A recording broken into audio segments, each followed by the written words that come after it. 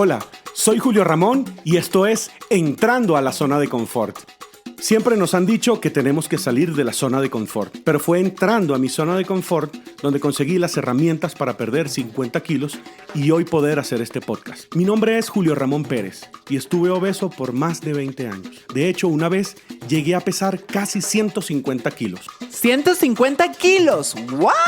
Pero el punto principal de este podcast no es el peso que he perdido, sino todo lo que aprendí mientras lo perdía. Y de las cosas más importantes que me quedaron de todo este proceso es que para ser más saludable no tienes que forzarte ni sufrir. De hecho, durante años viví entre dietas extremas y ejercicios extenuantes y el resultado fue mucha frustración, rabia, atracones de comida y solo cuando comencé a disfrutar del camino fue que vi el verdadero cambio en mi vida. ¿Y tú? ¿Cuál es tu zona de confort? Episodio 2. Este episodio está patrocinado por tus amigos que te dicen: oye, pero estás más gordo, estoy que te veo más cachetón. O como me dijeron una vez a mí en Costa Rica, es que usted está todo pochotón. Que pochotón es como 3 kilos más de estar gordo, o 5. No te prometo que después de este episodio tus amigos vayan a cambiar, pero sí espero al menos que puedas lidiar mejor con esto. De mi experiencia me quedó que voy a reaccionar de 3 maneras. La primera es el silencio y les cambio el tema. La segunda es deja el fastidio y de la forma más amena también cambio el tema. Y la tercera, le daré una explicación a esa persona y lo conversaré porque son gente muy cercana y es un tema súper íntimo para mí. Espero que eso te sirva en algún momento. Hay que recordarles que este es un podcast para que lo hagas mientras caminas o mientras haces ejercicio. Eso para mí es súper importante, aunque bueno, si tú quieres escucharlo sentado, yo igual te voy a decir que no tengo ningún problema, pero bueno, la idea es que puedas hacerlo, o puedas caminar, o puedas moverte. Lo mínimo es caminar, pero bueno, yo también entiendo que hay ciudades, por ejemplo, que no están hechas para caminar. Yo viví en San José de Costa Rica por 5 años y de verdad que esa ciudad es bien compleja para caminar y si quieres caminar, pues casi que en muchísimos sitios, o casi que todos los sitios, los condominios donde la gente vive, hay una caminadora. Pero bueno, también entiendo que a no todo el mundo le gusta estar metido en una caminadora. Y bueno, para eso también estoy aquí, para acompañarte, para que escuches algo, para que no estés solo. ¿Y qué canción voy a escuchar? ¿Y qué puedo saber? ¿Y qué hago? Bueno, aquí me tienes.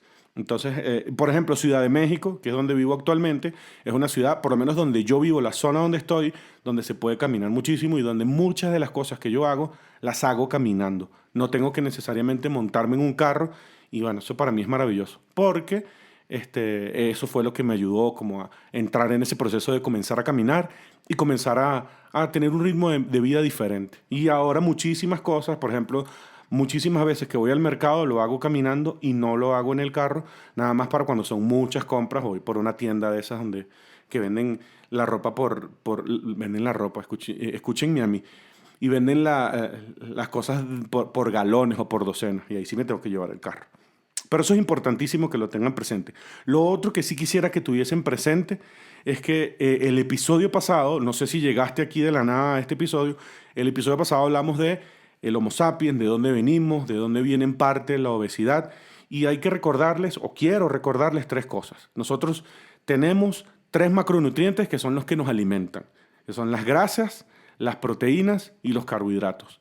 Y hay algo que nos ha acompañado históricamente desde hace miles de años, junto a eso, que también es el ayuno. Con esto no estoy diciendo que el ayuno es que tenemos que estar pasando todo el tiempo hambre y que eso es bueno, pero el ayuno es parte de nosotros y también es parte de lo que nos hizo y de lo que somos el día de hoy. Y creo que es importante que lo tengamos presente porque, bueno, yo soy un gran partidario de los beneficios del ayuno, pero eso no quiere decir que quiera que todo el mundo esté ayunando todo el tiempo, pero bueno, al conocer nuestra historia, podemos entender mejor nuestro presente. Y dentro de esos procesos de los macronutrientes y de todo eso, hay algo que me gustaría reforzar, que es la diversidad alimentaria. Tenemos que aprender a comer todo tipo de comida. ¿Por qué? Porque históricamente el Homo sapiens comía lo que se le atravesaba. Y al día de hoy solamente comemos las mismas comidas que queremos todas las semanas. El mismo pollo, la misma carne, el mismo arroz y la misma papa. Y creo que es importantísimo que nosotros podamos entender la diversidad de alimentación que podemos conseguir en el mundo. Estaba viendo un programa de Gordon Ramsay, que es un chef internacional súper conocido. Creo que tiene un programa que se llama Hell's Kitchen, que él insulta a todo el mundo, pero tiene un programa en donde él recorre el mundo y ve como otro tipo de comidas. Y una de esas, por ejemplo, fue en Perú, que se encontró en una zona del Valle Sagrado con un indígena y se comió unos gusanos llamados huaytampo. De hecho, el indígena se llamaba Mamerto. Y me da risa porque Gordon Ramsay, que ha probado tantas comidas en el mundo, se come ese gusano y se lo escupe prácticamente en la cara al pobre Mamerto. Ahí quedan dos aprendizajes. Número uno, cuando digo de diversidad alimentaria, bueno, tampoco es que quiero que todo el mundo se vaya a comer gusanos.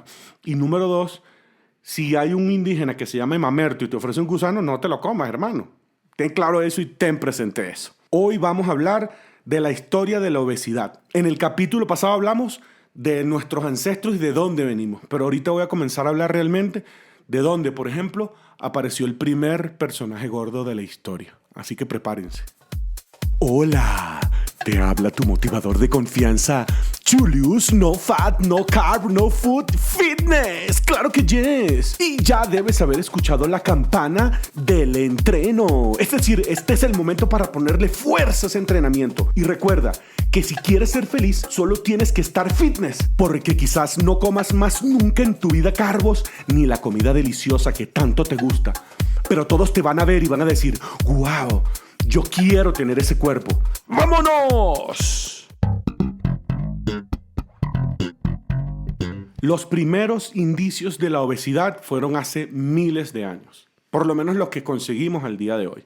Porque antes de eso no tenemos idea realmente de lo que pasó. Fueron aproximadamente hace 25.000 años. Y para ponerlos en contexto de lo que pasaba en ese tiempo, siempre me gusta recordar un reality show que fue el primero, el que se hizo más famoso, el que comenzó la secuencia de todos los reality shows, que se llamaba Survivor. De hecho, recuerdo que cuando llegó eso a Venezuela, que era donde vivía en ese momento, era la emoción, y en Estados Unidos fue un boom y todo el mundo la locura, porque era gente que estaba en espacios o en, digamos, en selvas tropicales o en desiertos, y tenían que sobrevivir ahí, y que tenían que aprender a ver cómo vivían. Pero tenían un camarógrafo y una gente que estaba alrededor. Pues así era la vida antes. Y aparte de eso, a diferencia de los participantes de Survivor, esta gente no tenía ni vacunas, tenían que ver cómo aguantaba. La esperanza de vida, en teoría, o lo que se decía, era de aproximadamente 29 años. Hay gente que vivía un poquito más, pero por ejemplo, una persona que llegara a los 60 ya era muy complicado porque eran personas nómadas que estaban moviéndose todo el tiempo, y ya si llegabas a 60 o 70 años, pues ya te convertías en una carga hasta cierto punto. Eso era lo que vivía la gente en ese momento, y por supuesto, las mujeres, era muy difícil que con un ambiente en donde se consigue poca comida, donde hay muchas enfermedades y peligro todo el tiempo, porque recordemos que el ser humano es un animal bastante promedio, tenía que sobrevivir, tenía que salir adelante. Y para tener hijos era un proceso bastante complejo. Y no solamente que una mujer quedara embarazada, sino que después pariera sin problemas y sin ningún tipo de complicaciones. Ahí es donde nace las Venus, que seguramente cuando yo digo esa palabra, ustedes piensan en la Venus de Milo, que esa mujer esbelta que viene de la Grecia antigua, hermosa. Voy a hablar lamentablemente de otras Venus que son mucho más antiguas y en teoría deberían ser más famosas que esa. Y no dejan de ser bonitas, porque ahorita vamos a hablar un poco más de eso. Las Venus eran unas figuras que se tallaban en unas piedras como la calcita, la piedra serpentina, el carbón vegetal, el asta de renos, los colmillos de mamut, la hematita, la arcilla, y bueno, y otra cantidad de materiales completamente desconocidos para nosotros, porque hasta me costó leer los nombres de los materiales. Pero son figuras que realmente eran entre 7 y 25 centímetros, no eran muy grandes, y demostraban cómo eran las mujeres en la antigüedad, o por lo menos eso es lo que muchos estudiosos afirman. Las más famosas son varias, pero digamos que voy a hablarle de 3. La de Willendorf, que mide 11 centímetros y es la más antigua de todas, de hace 25.000 años, que está en el Museo de Viena. La Dolny Vestonice, que mide 11 centímetros, y la Polichinella, que mide 8.1 centímetros. Les hablo de los tamaños simple y llanamente porque cuando uno ve esas Venus o ese tipo de Venus, son estatuas súper pequeñas, pero cuando, a diferencia de, digamos, de esculturas de Roma o de Grecia, son esculturas súper pequeñas, que demostraban el cuerpo de una mujer. Pero si uno ve ese cuerpo, y si ustedes pueden buscarla en Google o en algún libro que tengan y ven ese tipo de Venus, se van a dar cuenta que es un cuerpo completamente diferente al Venus que está en su mente. De hecho, si nos ponemos a analizar o si nos ponemos a pensar un poco en esas Venus, son mujeres que tienen una cadera extremadamente amplia, unos senos también súper abultados y hasta caídos, y lo que pudiésemos decir hasta cierto punto es que las Venus son mujeres que ya habían tenido muchos hijos. De hecho, si ustedes se ponen a averiguar y ven esas Venus, cuando uno piensa en Venus, generalmente piensa en, como les digo, la diosa del amor, pero realmente estas Venus eran las diosas de la fertilidad y parecen realmente unas esculturas de Botero. Literalmente parecen unas esculturas de Botero.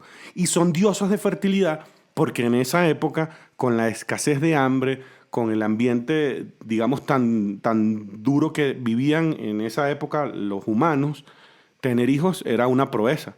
Y que una persona o que una mujer pudiese tener no solamente uno, sino muchos hijos, era símbolo de poder, era símbolo de belleza, era símbolo de fertilidad y de fertilidad de nueva vida. Era una cosa hermosa y si uno se pone a ver realmente, eso es hasta cierto punto muy positivo. Digo hasta cierto punto porque no todo el mundo tiene por qué querer tener cientos de hijos o decenas de hijos. Hay gente que quiere tener uno y ya. Pero para ese momento en donde todo el mundo moría de forma tan rápida, el que una mujer pudiese ser fértil y pudiese tener muchos hijos era una bendición y una alegría, porque una persona nueva, si bien es cierto, era una boca más que alimentar, pero era alguien que los iba a ayudar, que los iba a defender.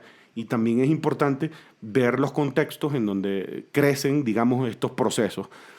Especialmente cuando hace 25.000 años era una hermosura tener un cuerpo así porque era la diosa fértil, que era una gorda preciosa que tenía muchos hijos, y ahora tú, gorda preciosa, eso no combina en el lenguaje de muchas personas el día de hoy. Entonces, ojo, y lo que le digo esto de que son consideradas diosas de fertilidad, lo han analizado muchos científicos. No todos están de acuerdo con eso, pero pareciera ser que es lo que más tiene sentido. Como para que no vayan a pensar o vayan a creer que yo digo, los científicos dijeron y sacarle una conclusión definitiva. Pero, por ejemplo, las mujeres delgadas tenían muy mala prensa y no había ninguna escultura de nada de eso. O sea, en esa época nadie iba a hacer una escultura de Sacha Fitness. Tengan presente ese tipo de situación. Pero sí es importante hablar de eso porque la primera vez que se habló o que se homenajeó el cuerpo de una mujer gorda o obesa fue hace 25.000 años y pareciera ser que fue dentro de ese contexto. Así que, como siempre digo yo, o no como siempre digo yo, pero como las mujeres tienen una preponderancia que a veces olvidamos, en temas de sobrepeso, la mujer siempre ha sido una líder. Y la primera figura de una persona obesa fue de una mujer. De hecho, tuvimos que viajar desde hace 25.000 años hasta hace 4.000 años.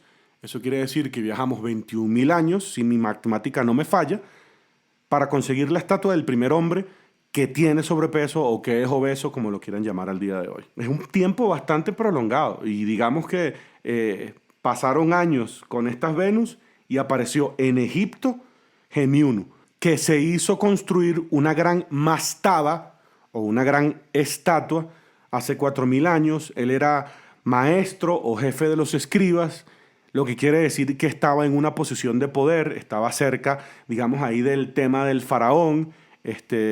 Parece ser que él trabajaba donde estaba en la pirámide de Giza. Más allá de esos detalles burocráticos, esa es la primera estatua de un hombre que tiene una característica bien particular, porque a mí me parece súper curioso cuando vi la foto. Y no solamente cuando vi la foto, y no es algo que me nació a mí, esto es tiempo de lectura, de averiguar. Hay un libro que se llama Historia de la obesidad, de Venus hasta Botero, de Félix Fojo, y habla de este tema particularmente. Este era un hombre que tenía un tema o un problema hormonal que actualmente existe y tenía los senos abultados. No son unos senos que tú digas que fue haciendo pecho con pesas. Es un tema hormonal y al día de hoy una persona o un hombre no creo que se vaya a querer hacer una estatua tan grande y tan duradera en el tiempo como esa. De hecho, Ahorita algo que es tan fácil de hacerse como una foto, si te la tomas en la playa, te tomas como 35 fotos diferentes para que no se te vea la llanta o el cauchito o el rollito. Y mira, a sus anchas se le veía medio torso libre, se le veían esos senos pronunciados. Y bueno, ese es el primer hombre que apareció. ¿Por qué? Porque en esa época ya es importante hablar un poco acerca de cómo evolucionó el tema de la obesidad. Probablemente no era tanto el tema de la fertilidad como la mujer, sino ya era un tema más de poder. Los que eran gordos era porque estaban en posiciones de poder y no tenían que hacer trabajos fuertes o trabajos pesados. Si tú en esa época no tenías que hacer nada y tenías simplemente que delegar y que todos te atendieran, pues ibas a aumentar de peso porque aparte tenías comida disponible en todo momento. Entonces podíamos decir que en la época egipcia y que duró por mucho tiempo, ese tema de las personas gordas y obesas eran muy valoradas porque era una persona que no tenía que pasar trabajo y era algo de las élites. Y eso ocurrió no solamente en Egipto, sino también ocurrió a través de la historia. De hecho, en Egipto, en el antiguo Egipto, es cuando se crean las primeras instrucciones o los primeros escritos que condenan la glotonería, que condenan la obesidad, que condenan el alcoholismo.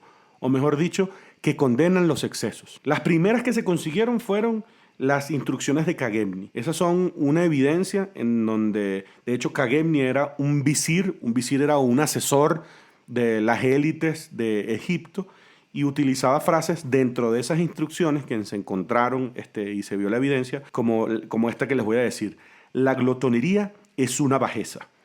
Y bueno, sí, es una bajeza realmente. Desde hace 4.000 años están diciendo esto. O si te sientas con un glotón, comerás cuando pase su apetito febril. Aunque bueno, eso no tiene mucho sentido porque si tú también tienes hambre, bueno, que el glotón coma, pues, y tú comes, pero no tan glotón. Pero bueno, sí me gusta hablar de esto porque desde hace 4.000 años se ha venido formando también, y esto se ha venido fortaleciendo a través del tiempo, no solamente con estos escritos que se mantuvieron con Egipto, después Grecia, Roma, sino también en la Edad Media, hablando acerca de la comida y también de las bebidas alcohólicas. Dos temas que al día de hoy siguen siendo súper vigentes y que la gente sigue todavía hablando y condenando o estigmatizando hasta cierto punto. Pero es parte de lo que es nuestra historia. Y hay una frase que a los niños no les debe gustar mucho de esas instrucciones de Khamenei que dice: aquel que llena la boca con vegetales fortifica su corazón. Aunque bueno, mira, los vegetales son buenos, pero bueno, tampoco es que hay que comer lechuga porque la lechuga sola no sabe a nada. Pero es importante hablar de Egipto porque después de eso, como les comenté, el tema del sobrepeso como algo de las élites siempre estuvo con griegos, estuvo con los romanos, estuvo en la Edad Media y nunca nos ha abandonado de ahí en adelante. El tema es que siempre es importante diferenciar lo que pasaba por ejemplo, en la Edad Media hasta el día de hoy. Antes a la obesidad o a los gordos se le veían bien. Habían dos tipos de gordura. Una gordura que era buena, que era saludable, era la que existió o la que existe hasta el día de hoy de, ay, ese gordito, ese niño cachetón sí se ve saludable con esos cachetes rosados. Y así realmente se vio por mucho tiempo porque aparte la desnutrición infantil es algo que ha ocurrido desde hace años y que yo creo que hasta mediados del siglo XX es que ha comenzado a disminuirse. Así que esa percepción de gordura, al menos en los niños, se ha mantenido durante todo este tiempo. Pero en épocas pasadas, el gordo adulto también era muy valorado. Pero llegaba un momento en que la gordura se convertía en algo que la persona no se podía mover, que ya la persona no podía ni ponerse la ropa, ni ponerse los zapatos, que era inmovilizante, y esa gordura sí era estigmatizada. Pero no era estigmatizada por un tema estético, sino era bueno, no se puede ni mover de lo gordo que está. Pero esto lo explico, o soy bien insistente con esto, porque el tema de la estética fue después. Y de eso voy a hablar en el siguiente capítulo. Cómo llegamos a convertirnos en cazadores de gordos, o fat busters, como les digo yo. Entonces, sí es importante ver cuándo comienzan a existir, digamos, los puntos clave o los puntos de quiebre de los temas de la obesidad.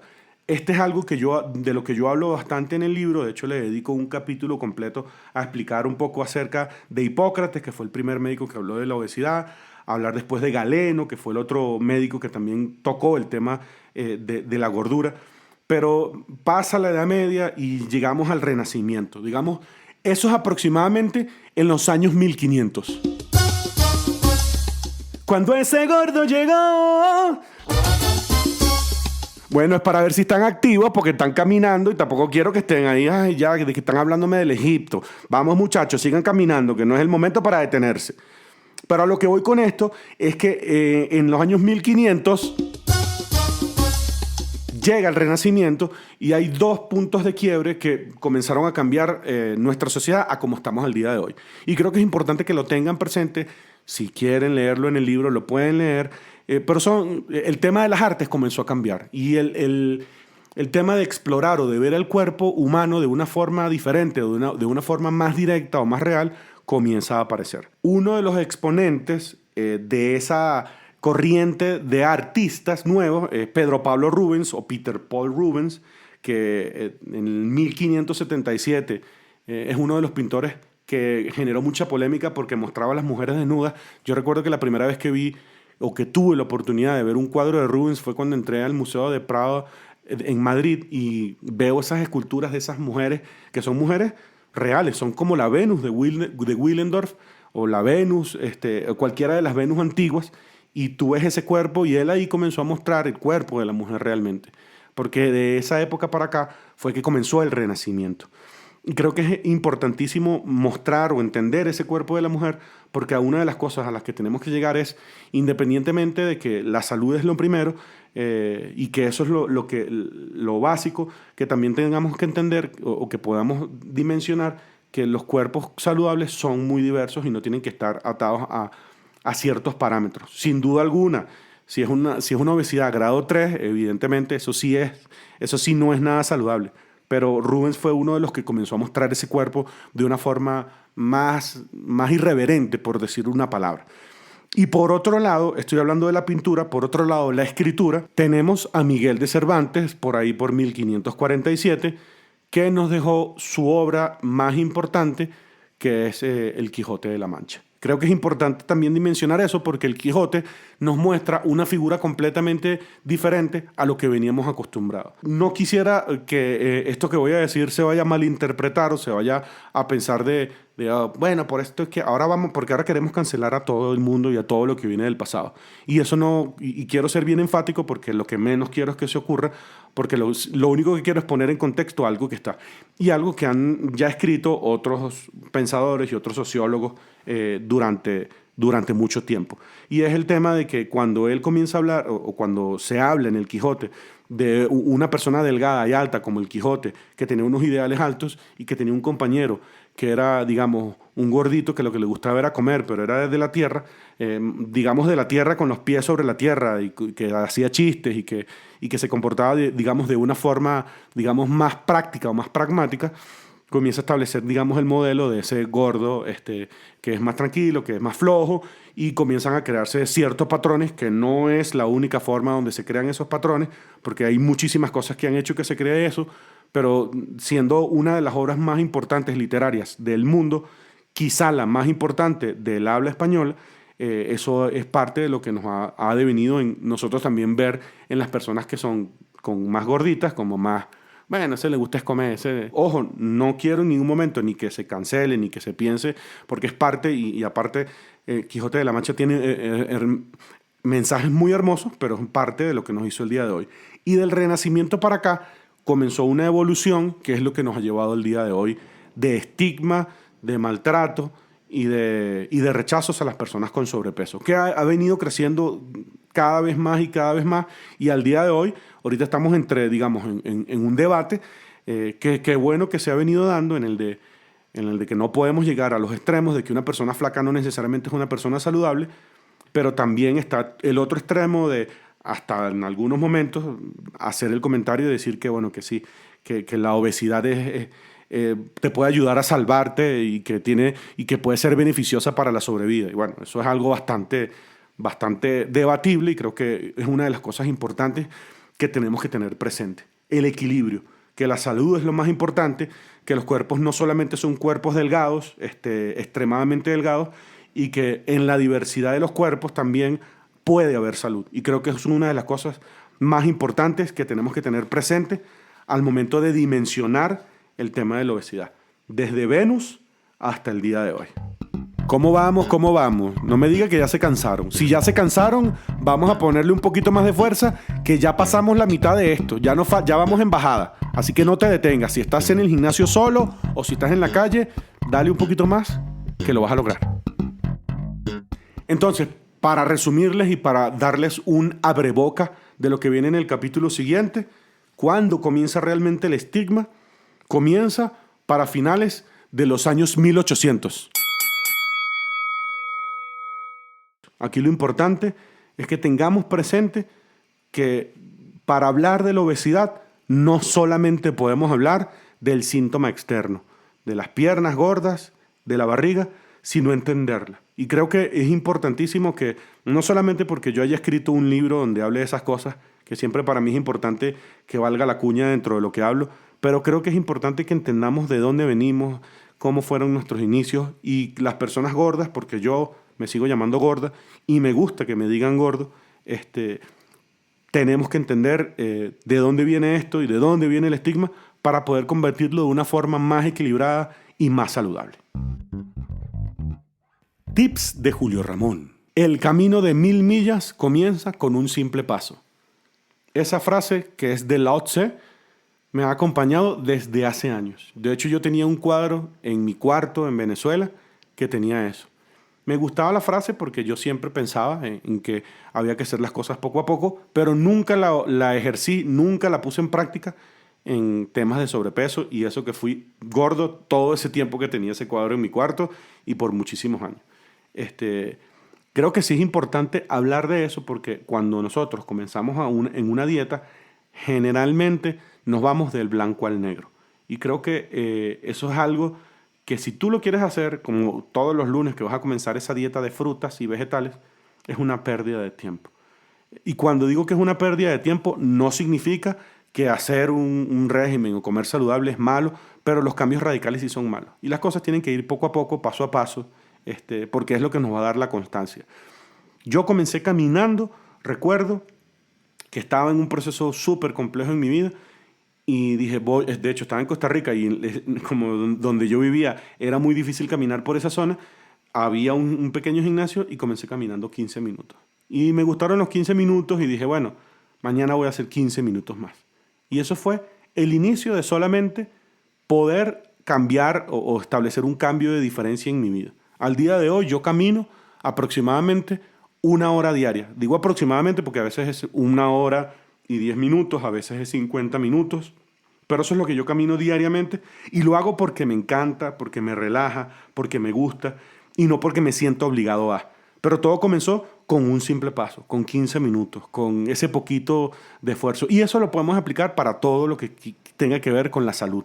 Si a ti te gusta, y de hecho yo tengo una persona que cuando escuches esto, espero que lo escuches, Reinaldo, que él era súper gordo y él dijo, bueno, yo me como 4 hamburguesas, bueno, ahora me voy a comer 2 hamburguesas.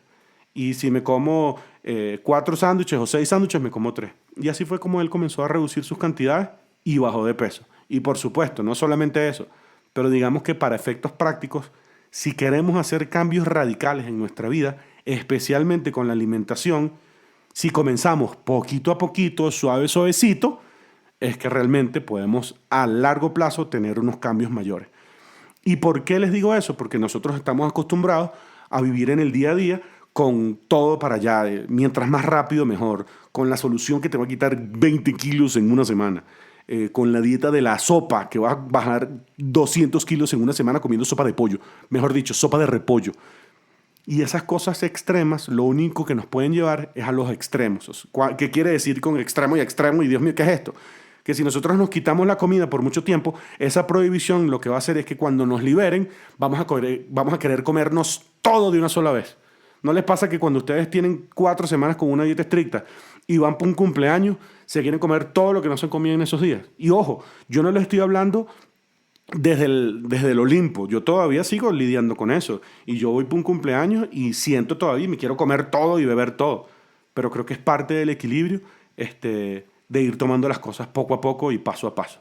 Y ahí fue donde realmente yo pude ver la diferencia. Entonces, para cerrar este capítulo, yo espero que por lo menos cuando vayas a la playa y te vayas a tomar una foto y que se te vean todos esos rollos, digas, bueno, no importa, me tomo una foto como la Venus porque hace 25.000 años sí éramos famosas.